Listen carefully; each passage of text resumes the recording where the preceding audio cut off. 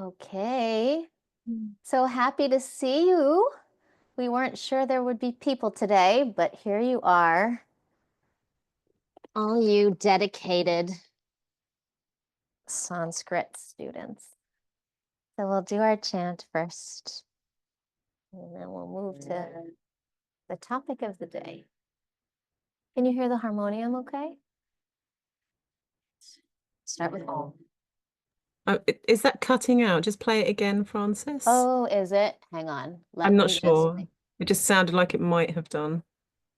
Yeah, there we go. My original sound was off, and now it is on. Here we go. So this should be better. Yeah? Great.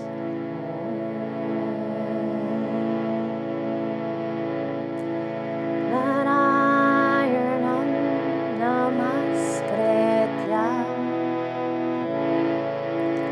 Narayanam namaskritya Naram Shaiva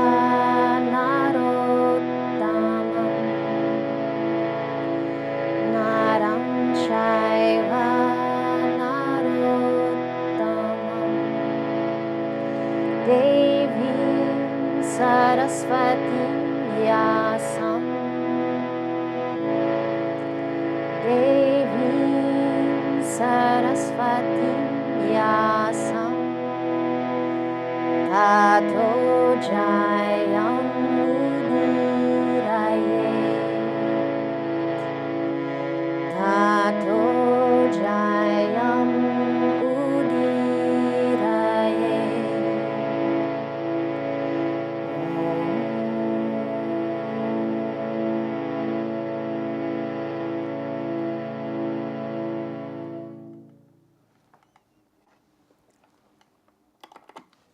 Thank you, Francis. That was beautiful. All right. And so Alice sent out a poll, as I think you are aware, and the top topic of interest was relatives and co-relatives. So this is chapter 6. So this is all in your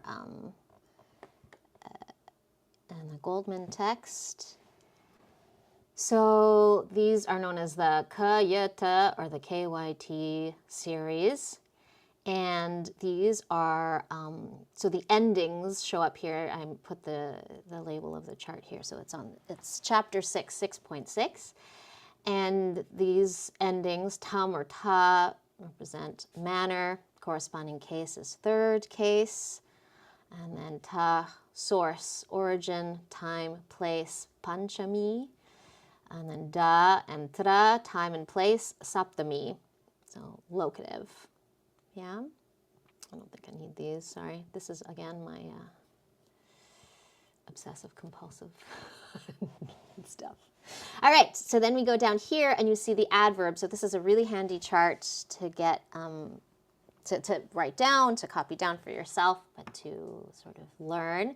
So the interrogative, all the interrogatives will start with ka, and then the relatives, ya, and the co-relatives, ta. Yeah, this can get, I don't know about you, but a little bit tricky for me in my brain to figure out which of these is which. The relative is the one that can't stand alone. It's related to something. The co-relative is the one that could be an independent sentence on its own. So you need a co-relative if you have a relative. Just to know that relative is not a standalone sentence. It has to relate to something.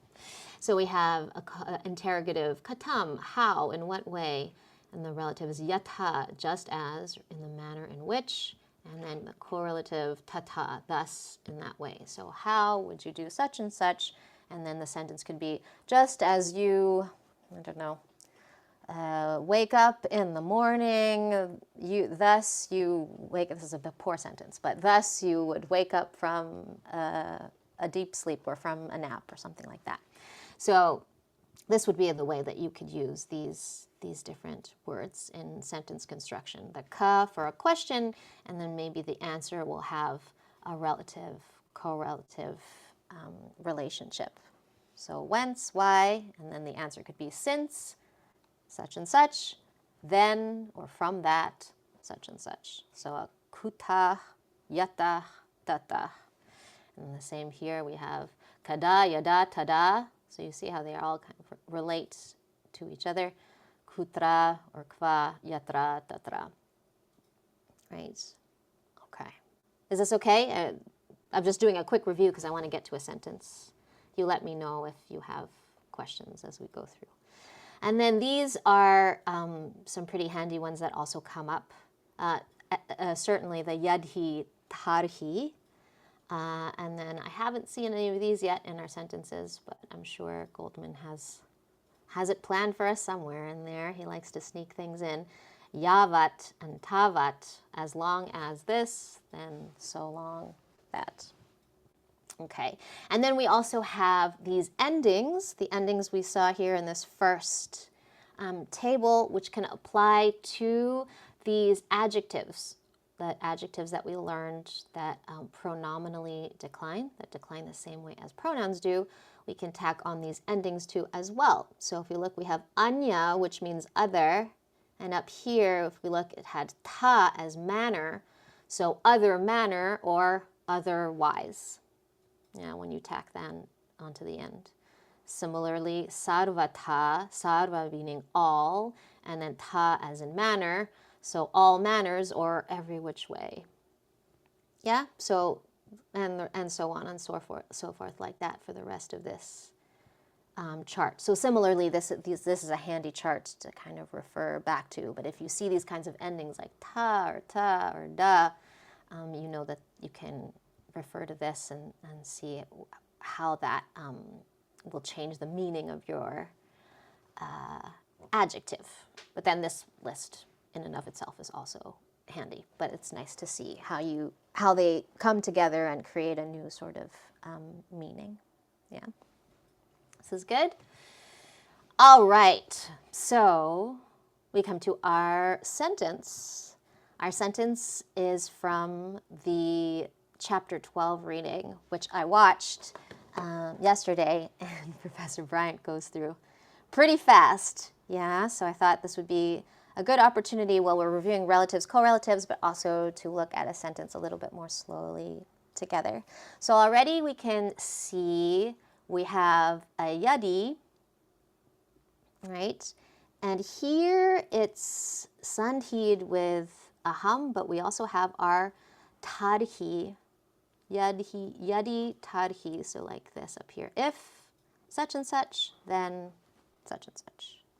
Okay, so I figured we could do our, write it out in transliteration first. So I already said yadi. The next one, pretty simple. Anyone want to jump in? What's the next word here? Mama. Mama. All right. And then the next one, we have, I see Shanti mouthing it, Su. Do you want to do it, Shanti? Sorry, I'm calling on people now. Sukumar, Suto. Sukuma, long a, ra, suto. Sukumara suto. Great. Who wants to do the next one? Or do I call on people? Go for it, Jan. I saw that you were going to do the last one. Ra, ranamya. Okay, so this is good because Alice and I made the same mistake. This character is gho. Yeah, a dho would look like this. It has a break at the top, but that's how I had copied it down originally as a dh, but it's actually a gh.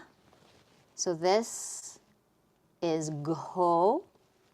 And then the ra, it's good, go ra, ra, another ra, but this time with a short a. And then we have a nyam. This is a conjunct because the na, cerebral na here, has lost its danda, has lost its bar here.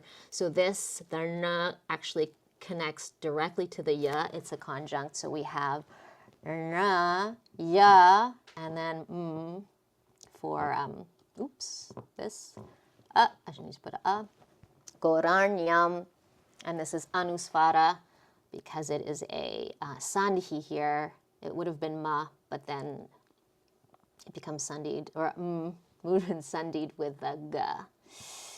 So I gave away the next word, or the beginning of the next word. It starts with ga, and it's one we see often because there's a lot of goings. So this is gachati, which is an irregular conjugation, but because we see it so much, we've gotten used to it by now. So this first part of the sentence is yadi mama sukumara suto ghora rarnyam gachati. Yeah. And then we might as well, we'll finish the whole thing, but then we'll break it up. Then we have tad hiya hung. Let me put my, you could put the dot on the top or at the bottom of the ma. I just have a preference for the top because it looks like the Devanagari more. So you see ta, when there's the hook at the top, this is your ra conjunct. When the ra is the first member of the conjunct, it sits on top, and when it's the second, it scoops at the bottom. So the way I read it is I do from left to right, top to bottom. So I would go tar, he, this is a ha with a ya conjunct. So this is a 3 consonant conjunct. Rhya, hung, ha, and then again an anusvara because the comes up against a consonant here. Taryaham. Who wants to do the next one? Ooh, the next one's a longie. Who's brave? Oh, or who hasn't gone yet? Lulu or Diana, who wants that to tell me what this last long word says? Or Lucy actually didn't go either. I can go. All right. Okay, that's Yamasa da na ma chi ra long Nice. and then DG, I don't know how to say it. Yeah. So Rad Gachamiti. Nice. Rad got cha, long e, long e, t. Yeah.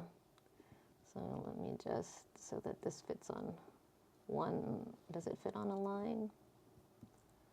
Again, my obsessive, it doesn't fit on a line, so I need to just, or here, I'll make it.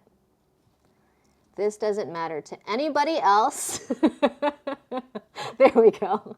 Just so it fits on one line. So we have yadi mama sukumara suto ghora ranyam gachati. It's the first part. And then taryaham yamasada namachirad gacham iti. So, I mean, we could break this up like this. And then again, it doesn't fit, but yeah, just to see a little bit more what the breakup is of the sentence. Okay, so we'll split it apart and we'll just do one part at a time because everything between the yad and the tad, or the yadi and the tarhi, this can be looked at as one part, and this is another part, which is nice because it breaks up our long sentences. So we have yadi, if, it's indeclinable, mama, which is aham in tritiya vibhakti, so third case for our pronoun aham, so it's my. Yeah. And then we have sukumara suto. This is a karmadharya samasa. Karmadharya samasa because it is an adjective and a noun together, and it is in first case. So if you split it apart, if you do the analysis or the vigraha, you would get sukumaraha and sutaha, which means tender son. this good so far? Okay. And then, oh, actually, I've been putting my sandhis.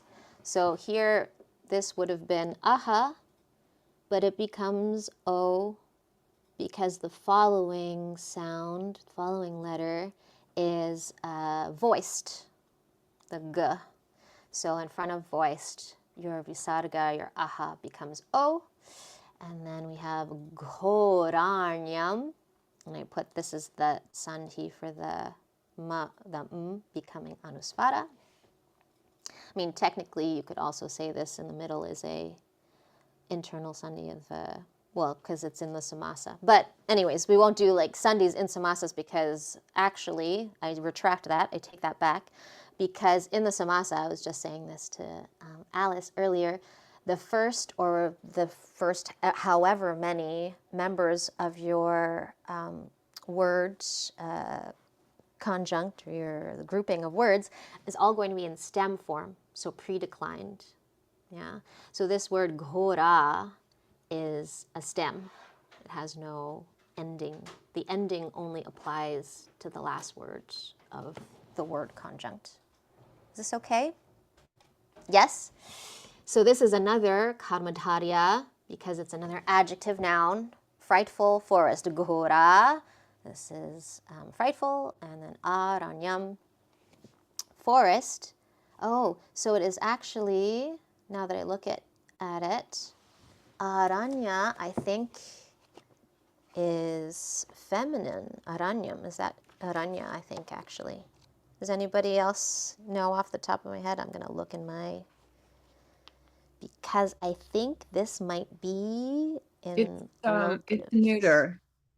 Is it neuter? Oh, okay, perfect. Great. So then, frightful, I think I thought this was feminine. So if it's neuter, then ghora should be ghoram, I would think. Does that make sense to everybody? Because it should be in the same case when you break it out into its vigraha. Yeah? Okay. But then, okay, we'll look at it when we get, oh, you know what it is? Let me just make sure. This is in second case, actually. It should be, because when it is the, how does it he phrase it again in the text? Diana knows this. When it is the goal of a movement. Yeah, goal of a movement, and there's gachati all over the place. So this is going to be dvitiya because when Yes. you're going somewhere, the location is actually in second case. And yeah. Okay.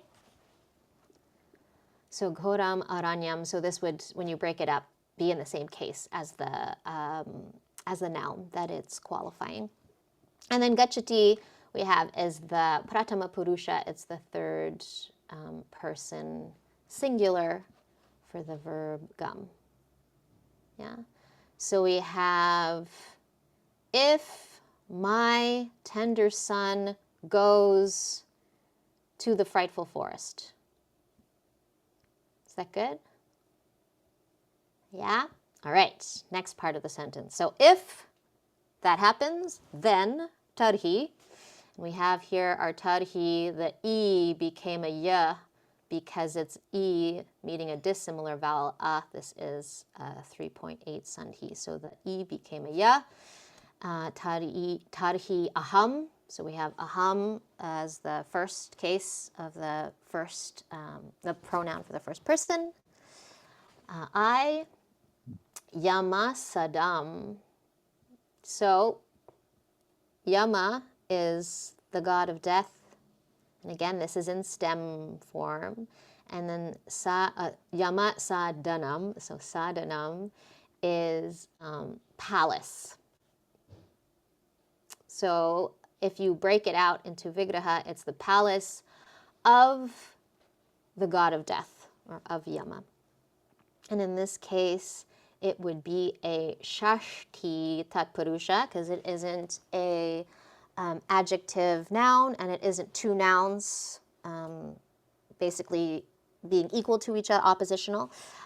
This is just a sixth case because it's something of something else. So the palace of the god of death. So that's sixth case. So it's a sixth case samasa, but it is in, no, I'm questioning it, Yamasadam, palace of death. If he goes, I'm not sure about this now. I think this might be dvitiya. So let's do the rest of the sentence and I'll come back to it. Shortly, achirat is shortly, but the ta became a da when it came up against the ga. So the voicing of the ga made this unvoiced become voiced. And this is Sandhi 343. Shortly, it's an avyaya, so we don't have to worry about declension. Gachami, so this is, again, the verb to go, but in the first person, uttama purusha. Ekavachana, ami, so I go, and then iti is just the end of the quotation. So if my tender son goes to the frightful forest, then I go, so this should be second case as well. Where did I put it? Up here. Pratama dvitiya. And this is not nominative, it's accusative.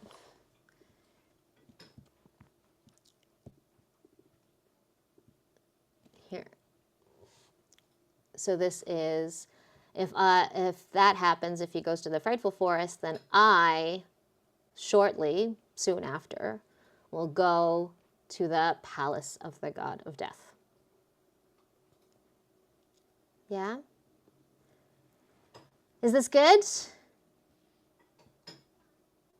Yes. Do we have questions? Because this is, I try to, how much time do we have normally? We normally go to breakouts at, I'm thinking in French, at -20, at 40, right? At 40 of the hour. Like just over 10 minutes before then. Okay. So if people have questions.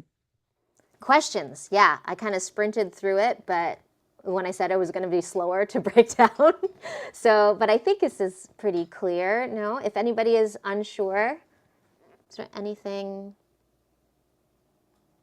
Yeah? So this whole sentence, if we translate it up here, we have, if my tender son goes to the frightful forest, then I, and then go, but I guess will go, right? And then the present tense can be used for like a near past or a near future. So then I will go to the palace of, shortly, then shortly after I will go to the palace of the god of death.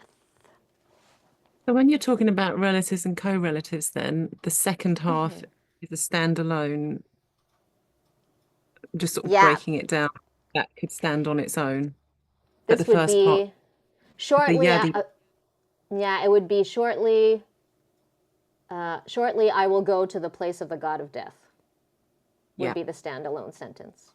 But you can't say, if my tender son goes to the frightful forest, and just leave it there. yeah, Yeah, this part could be said, on its own. shortly I will go, yeah, shortly I will go to the palace of the god of death. You're like, okay. But if you say, if my tender son goes to the frightful forest, you can't just It needs end something else. So we It just needs need to something remember the Y is the The relative Y and is the relative, the the T is the co-relative. Yeah, so this, again, if you can sort of just picture this table in your mind, and it is in that order, ka, ya, ta. So question, relative, co-relative. Yeah. Okay. So, ooh, what's happening down here? A really big yeah. All right. Well, I think that that's clear, unless there's any other questions.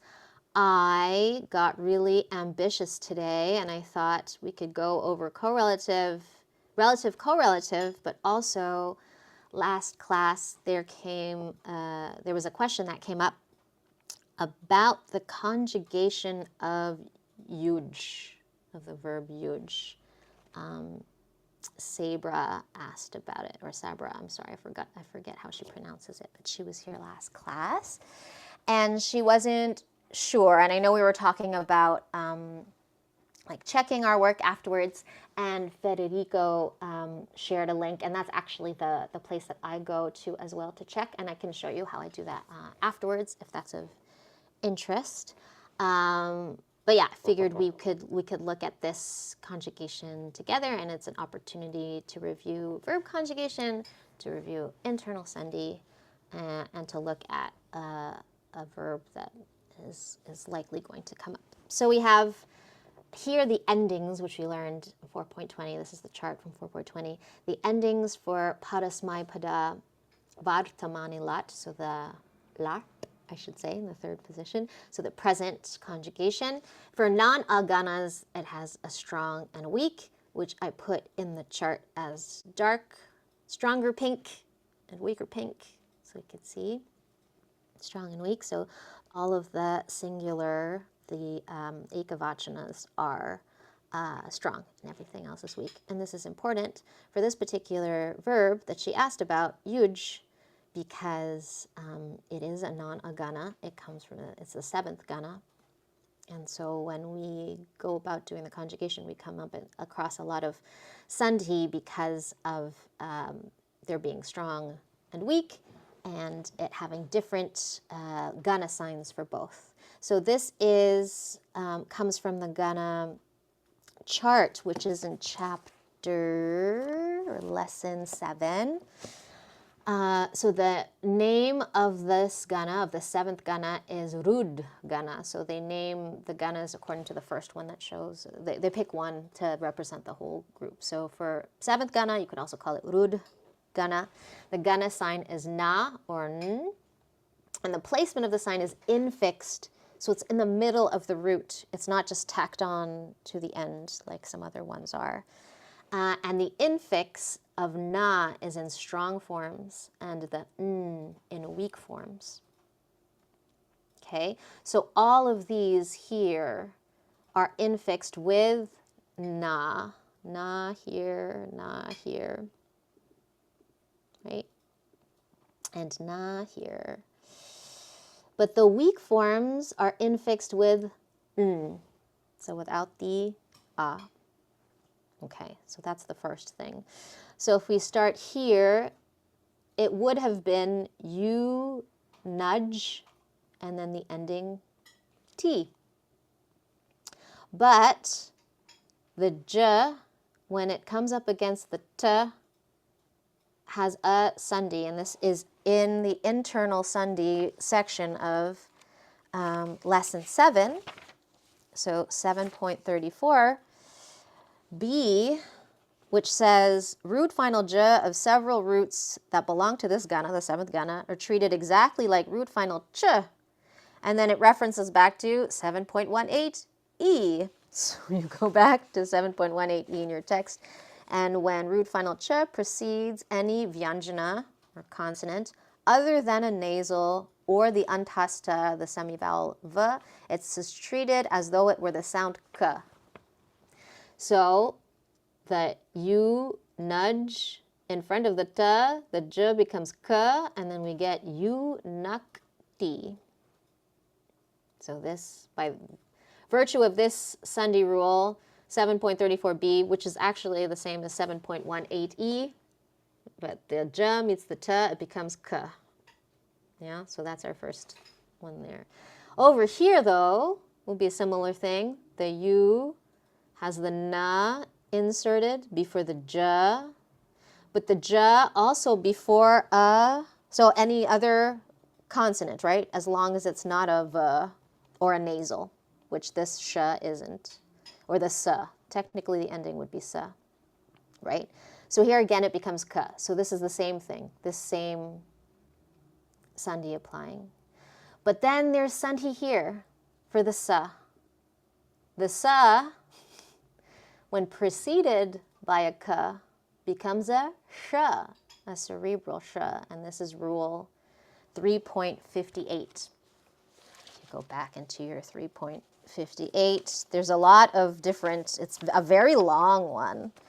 But at the, actually the 3.58 comes before 3.59 because there's sh and there's na, that they're kind of related.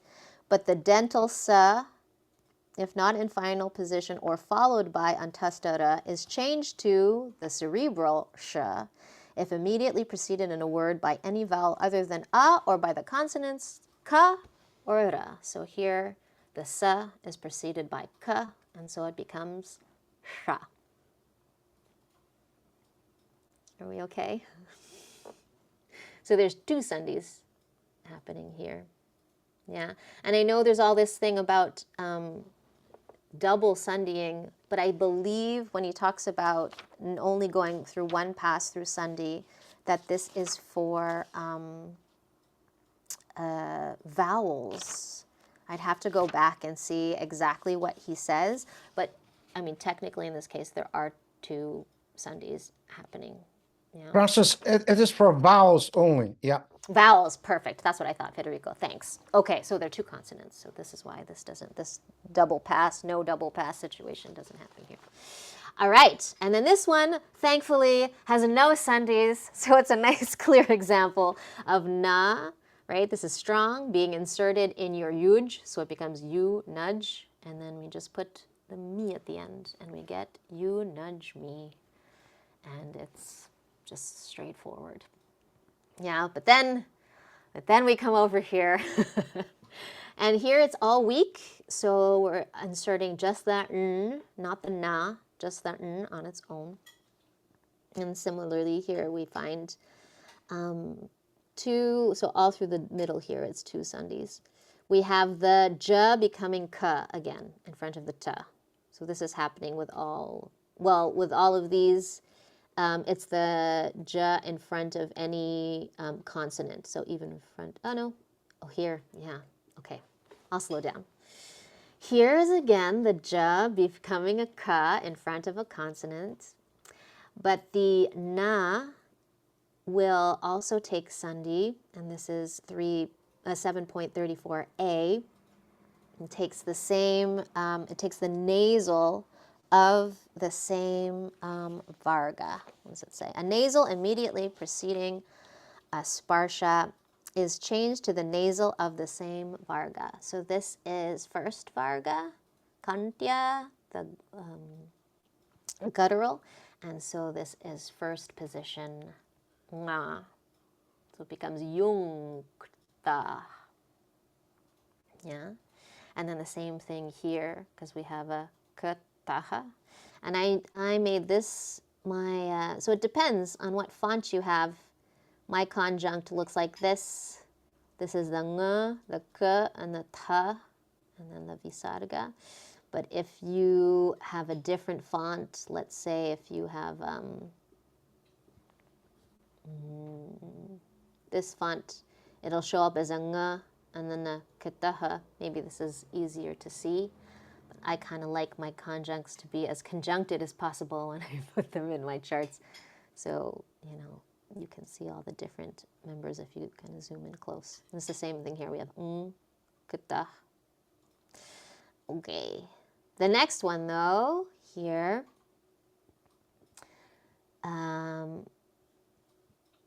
it remains a j, because if we go back to the reading I have of 7.18e, it becomes a k when it's preceded by any consonant other than a nasal or the antasta va.